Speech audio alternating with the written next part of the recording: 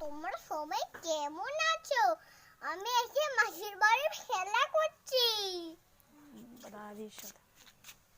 এই দেখো আবির সাথে খেলো দাদির সাথে। এই খেলো না। এটা কে তোমার বলো? এটা আমার দোল দিদি না, এটা আমার ফাইল দিদি। তোরা আমাকে দেখো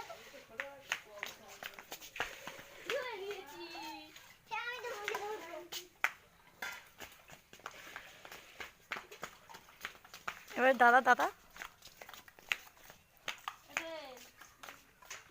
এটা কে বলো? এটা দাদা। এটা দাদা খেলবে। চলো খেলো।